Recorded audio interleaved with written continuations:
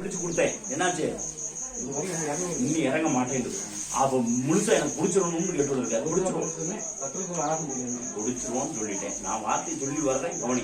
சொல்ற வார்த்தைக்குள்ள உன் தெய்வத்தை முழுமையா பிடிச்சிருவோம், கை பிடிச்சு மேலேயும் வர வச்சு தர்றேன், மறந்துடக்கூடாது. அதே போல நல்ல வார்த்தைகளும் பக்கத்துல வா, யாருன்னு சொல்லிடுறேன். கிட்டத்தட்ட நல்ல வார்த்தைகளும் உன் கூட பழகிறவனே ஒருத்தர் வந்து சம்மந்தப்பட்டிருக்கான். தெய்வம் ஆடுறவன். சொல்ற வார்த்தை புரியுதா?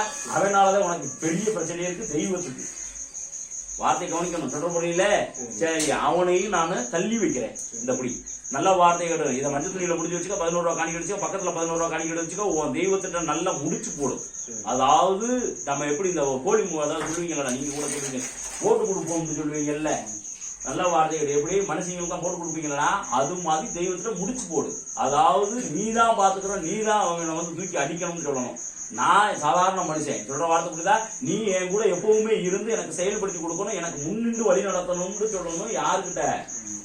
யாருக்கிட்டடா? மறந்துடாத, என்கிட்ட இல்ல, நான் தெய்வம் இல்ல.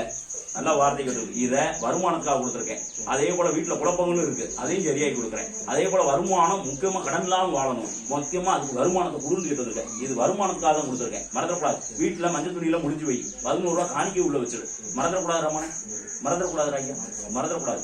சொல்ற வார்த்தைக்குள்ள அது பக்கத்துல தினமும் 1 ரூபா காணிக்கை எடுத்து வை. மறந்துடக்கூடாது ஐயா. இது எல்லாமே 27 நாளைக்கு எடுத்து வச்சா போதும்.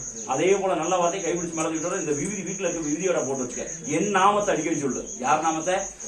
என் நாமத்தை. மறந்துடக்கூடாது. சொல்ற வார்த்தைக்குள்ள அதே போல உன் தெய்வத்தோட முடிச்ச உடைச்சிடுறேன் இன்னைக்கே.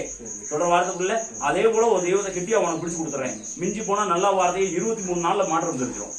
போயிட்டோம். எச்சுக்கையா, எச்சுக்க போனேன். நல்ல வார்த்தைக்கு உனக்காக கேட்டு வந்திருக்கேன். ஏற்கனவே வந்து போனீங்கன்னா ஐயா, நல்ல வார்த்தை மாற்றங்கள் இருக்கா இல்லையா? பக்கத்துல வா. அப்புறம் என்னப்ப தலையை காட்டு. சரி, நல்ல வார்த்தை கெடுக்கணும். அதாவது முழுமையா கட்டியிருக்காங்கடா நல்ல வார்த்தை. நீ அவனு சேர்ந்து ஓடுனாடா புடி. நல்ல வார்த்தை கேட்டு கூட்டு தானடா. கூட்டு வந்து என்னடா கேட்டுக்கிட்டு இருக்க?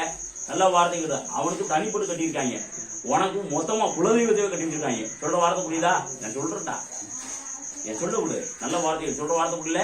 அப்ப என்ன காரணம், என்ன பிரச்சனை இருக்கும் அப்படின்னு பார்த்தா நல்ல வார்த்தை அதிகாரத்தை கேட்டு நின்றுட்டு இருக்காங்க.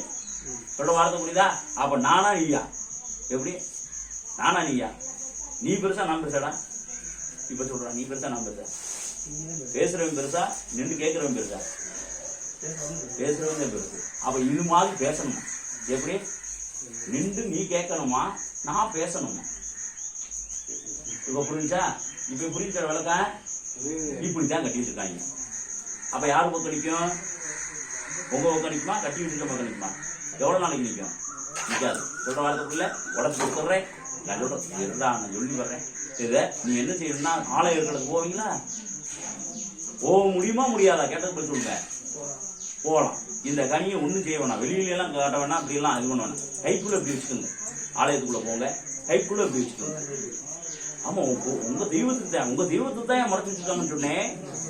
சொன்ன வார்த்தைக்குள்ள கையில இப்படி வச்சுக்கணும், மறந்துடக்கூடாது. இப்படி வச்சுக்கிட்டு அப்படியே தெய்வத்துக்கிட்ட முறையிட்டுட்டே போகணும். அப்படியே சுத்தி வரணும் 3 முறை. எத்தனை முறை? 3 முறை சுத்தி வந்துட்டு இதை 2 அறுத்துடணும். சாறு வர்ற மாதிரி இப்படி புளிஞ்சு வச்சுக்கணும் கையில. போகும்போது அப்படியே ஒரு சொட்டு சொட்டா, யாருக்குமே தெரியக்கூடாது. சும்மா நீ வாழ் நடந்து வரணும், சாதாரண நடந்து வர மாதிரி. சொல்ற வார்த்தைக்குள்ள 3 முறை சுத்தி வந்துட்டு 2 அறுத்துக்கிறோம். நல்லா சாறு வர்ற மாதிரி கசக்கி வச்சுக்கிறணும். கசக்கி வச்சுட்டு அதை வந்து என்ன செய்யணும், ஒரு சொட்டு சொட்டா விழுகிற மாதிரி அப்படியே நச்சுக்கிட்டே போயிடணும். ஒரே ஒரு தடவை சுத்தி வந்துடணும். மறந்துடக்கூடாது. சொன்ன வார்த்தை புரியுதுல்ல? சொல்ல புரியல? சரி, கட்டி வச்சவனை தூக்கணும்ல, காட்டணும்ல, அதை நான் காட்டி கொடுக்குறேன். மறந்துடக்கூடாது. சொல்ற வார்த்தை புரியல? நல்லா வார்த்தைகள் மொத்தமே தெய்வத்தை மறைச்சு வச்சிருக்காங்க. அதுக்கு தான் பதில். அவனுக்கு தான் அப்படி இருக்கு. உனக்கு மொத்தமே தெய்வத்தவே மறைச்சு வச்சிருக்காங்கன்னு சொல்லியிருக்கேன். சொல்ற வார்த்தை புரியுதுல? அது விளக்கமே சொன்னேன் என்ன காரணம். சொன்ன வார்த்தை புரிஞ்சா? அப்ப நான் அதையும் முடிச்சு கொடுக்குறேன். அதுதான் முடிச்சு கொடுக்குறது. சொல்ற வார்த்தை புரியல? இந்தா சின்ன கனி கொடுங்க, அதை கொடுங்க. இந்தா இதை உன் தெய்வம் வந்து முழுசா நிக்கணும்ல, மறக்கக்கூடாது. அதே போல வருமானத்தையும் முன்னேற்றம் ஏற்படுத்தி கொடுக்குறேன். இது அதாவது தெய்வத்துக்காக கொடுத்துருக்கேன். இது உனக்கு சொல்லப்படல. இதுல நீ என்ன செய்யணும்னா 11 ரூபா உன் தெய்வத்துக்கு 11 ரூபா எடுத்து வைக்கணும், எனக்கு 11 ரூபா எடுத்து வைக்கணும். கிட்டத்தட்ட 48 2 48 விடாம வேலை போட்டோம். 2 48ல சரியான பதில் வந்துடும். அது புறா வருமானத்துக்கு நான் ஏற்படுத்தி கொடுக்குறேன் வாங்க சொல்லிட்டேன். அவனை கண்டிப்பா கூடயே வர்றேன். எச்சுக்கையா, எச்சுக்க போனேன். நல்ல வார்த்தை கேட்டு உனக்காக கேட்டதுக்கு உனக்கு ஏற்கனவே நீ வந்து போனீங்கன்னா என்னாச்சு?